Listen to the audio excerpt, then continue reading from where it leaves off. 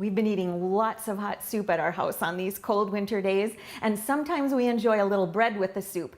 But I've discovered that there's something else that goes deliciously well with a hot bowl of soup, and that's a garlic and herb toast. But this toast is not made of bread.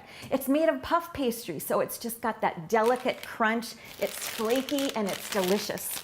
Puff pastry is a pastry that you find in the freezer case in the grocery store. Comes in a box with 2 of these packages, or 2 pieces of dough actually. And you just unfold it. You have to make sure that it's totally thawed out, but you still want it to be cold right out of the fridge. So I just leave it in the refrigerator overnight and it thaws out and it's ready to go.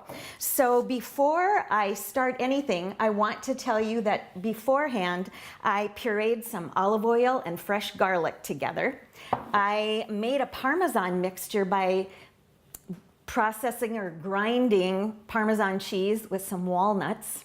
And then I've got some Italian seasoning ready to go. So the first thing I want to do, you can see there's some like little fold marks on there, and I'm just going to give it a little bit of a roll with my rolling pin. Then I'm going to take some of this olive oil and garlic mixture and generously brush it over the whole sheet of pastry dough. After the olive oil garlic mixture comes Italian seasoning, and this is a no salt added Italian seasoning, and that's pretty important. And on top of that comes the Parmesan and walnut mixture. Now you could roll this up to make pinwheels, just roll it up like a log, but when you really want to share the love, you can actually turn them into heart shapes. First, take one end and fold it over halfway to the center. Do the same thing with the other end. Then go back and fold it another time so it meets the center, and one more time. And then just fold it in half.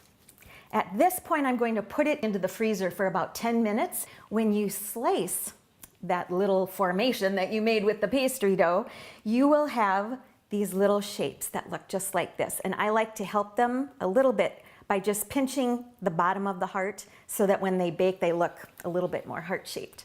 I'm going to brush the tops with a mixture of 1 egg and 1 tablespoon of water that I've whisked together. And you don't need to put a lot on, just enough to give them a little bit of a glaze. And once you've brushed them with that egg mixture, put them into the 400-degree oven for about 15 minutes. They'll get nice and golden brown. And when you take them out, surprise, heart shapes. They're so cute. I'm Sue Doden, sharing good food for Good Life 365.